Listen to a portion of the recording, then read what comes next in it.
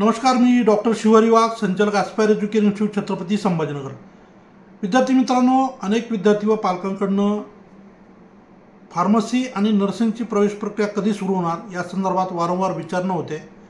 तर त्या संदर्भात अगदी छोटासा व्हिडिओ मी आपल्याला या ठिकाणी शेअर करणार आहे। महाराष्ट्रामध्ये फार्मसीचं शेड्यूल ऑलरेडी पब्लिश झालं होतं, परंतु जोपर्यंत महाराष्ट्रामध्ये मेडिकलची प्रवेश प्रक्रिया सुरू होणार नाही तोपर्यंत फार्मसीचं शेड्यूल आणि फार्मसीची प्रक्रिया सुरू होणार नाही असं आपल्याला या ठिकाणी सांगता येईल। याचं कारण असं आहे की बरेचसे विद्यार्थी जे नीट दिलेले असतात, ज्यांना मेडिकलला पहिले प्रवेशासाठी प्रयत्न करायचे असतात, नंतर ते फार्मसीला प्राधान्य देतात।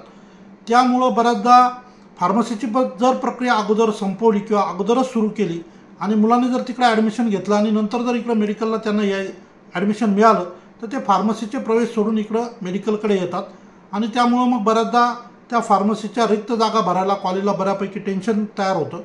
सो ही दुविधा परिस्थिती तयार होऊ नये, सगळ्यांची सोय व्हावी, पालकांची सोय व्हावी, विद्यार्थ्यांची सोय व्हावी आणि कॉलेजची पण सोय व्हावी, यामुळे फार्मसीची प्रक्रिया साधारण जेव्हा महाराष्ट्राचं मेडिकलची प्रक्रिया चालू होईल, महाराष्ट्राचं शेड्यूल येईल ॲडमिशन संदर्भानं, तेव्हा फार्मसीची सुद्धा प्रक्रिया सुरू केली जाईल असं आपण या मागच्या आपल्या सगळ्या अनुभवावरनं पालकांसाठी आणि विद्यार्थ्यांसाठी आवर्जून सांगू शकतो।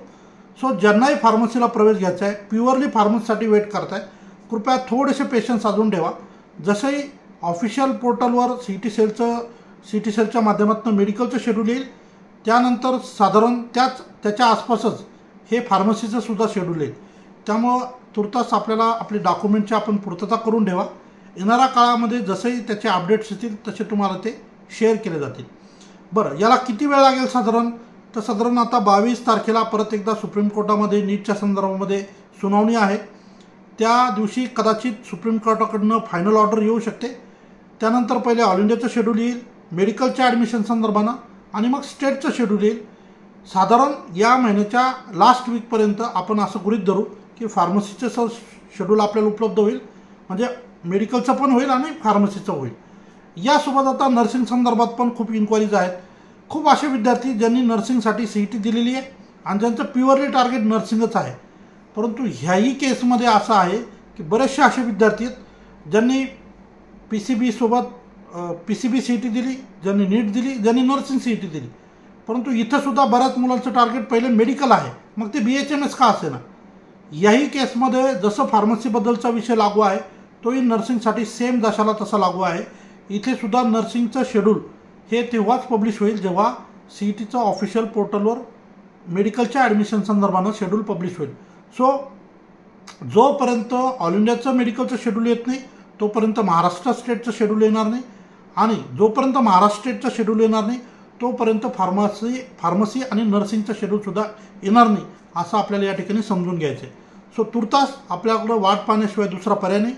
तरी जर टेंटेटिव्ह सांगायचं झालं एक अंदाज, तर या महिन्याच्या लास्ट वीकमध्ये मेडिकलची प्रवेश प्रक्रियाचे रजिस्ट्रेशनसुद्धा महाराष्ट्राचे सुरू होतील, त्यानंतर नर्सिंगचे पण सुरू होतील आणि फार्मसीचे सुद्धा सुरू होतील।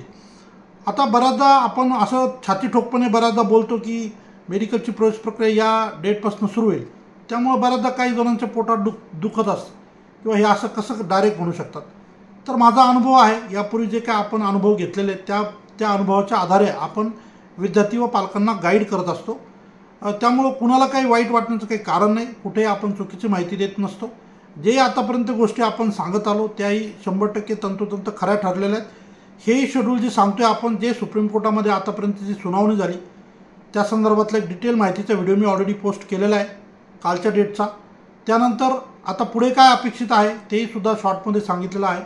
त्यामुळे जे पण माहिती आपण सांगण्याचा प्रयत्न पालकांना व विद्यार्थ्यांना करतो त्याला कुठेतरी आधार आहे, उगीचच हवेत आपण काही सांगत नाही।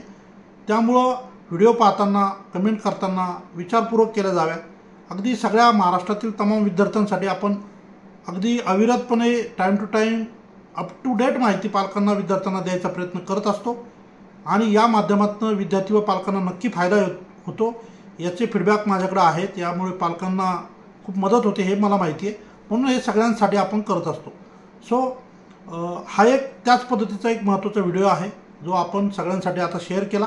आपण किमान आपल्या जवळचे जे गरजू आहेत त्यांना हा व्हिडिओ नक्की शेअर करा। या ठिकाणी थांबतो। धन्यवाद।